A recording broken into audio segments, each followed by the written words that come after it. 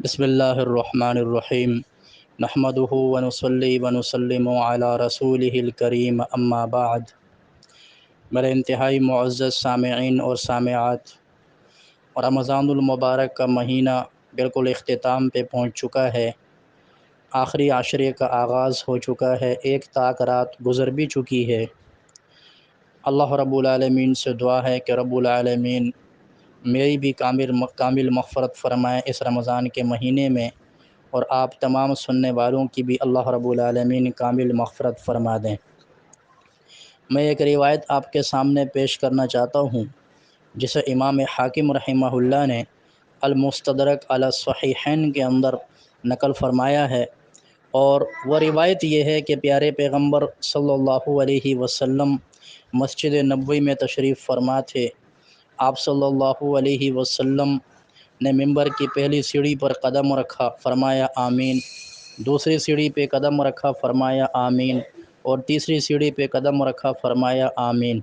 حضرات صحابہ کرام رضوان اللہ علیہم اجمعین نے خلاف معمول آپ صلی اللہ علیہ وسلم کے اس عمل پر بعد میں جب دریافت فرمایا کہ یا رسول اللہ، آج ایک ایسا عمل ہوا ہے کہ جو اس سے پہلے آپ نے نہیں فرمایا، تو آپ صلی اللہ علیہ وسلم نے اس موقع پہ اپنے حضرات صحابہ کرام رضوان اللہ علیہم اجمعین کو سمجھایا اور فرمایا کہ ابھی جبرائیل علیہ السلام تشریف لائے تھے، جب میں نے پہلی سیڑھی پہ قدم رکھا انہوں نے فرمایا تباہ و برباد ہو جائے، ہلاک ہو جائے وہ شخص جو رمضان المبارک کا مہینہ پائے اور اپنی مغفرت نہ کروا سکے۔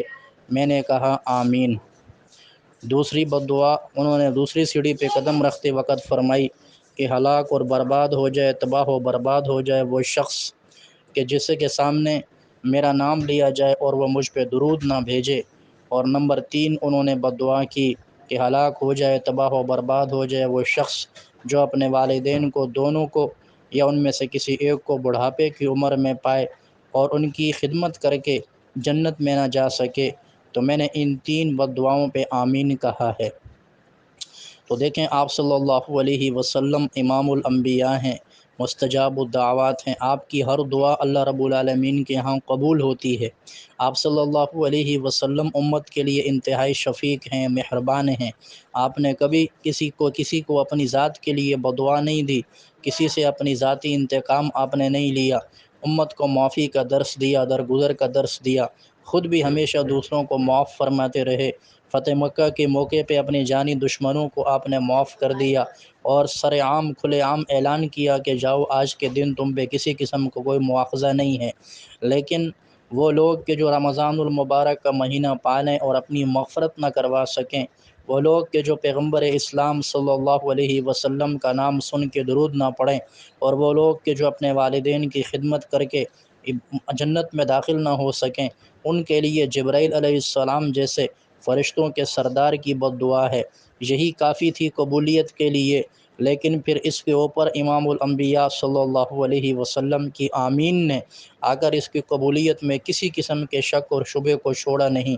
لہذا ہم میں سے ہر ایک سوچے، رمضان کا مہینہ گزر رہا ہے، کیا ہم نے ایسے اعمال کیے کہ جن سے ہماری مغفرت ہو سکے؟ کیا رمضان کے اندر ہمارے اندر رمضان میں کوئی تبدیلی آئی دوسرے ایام کی بنسبت، یا اسی روٹین پر اسی ترتیب پہ ہم چلے جا رہے ہیں؟ وہی گناہ جو رمضان سے پہلے کر رہے تھے رمضان میں بھی کر رہے ہیں۔ اس لیے انتہائی سوچ اور فکر کی بات ہے۔ اللہ رب العالمین سے دعا ہے کہ رب العالمین رمضان المبارک میں خصوصی میری بھی مغفرت فرمائے، آپ سب کی مغفرت فرمائے۔ وما علینا الا البلاغ المبین۔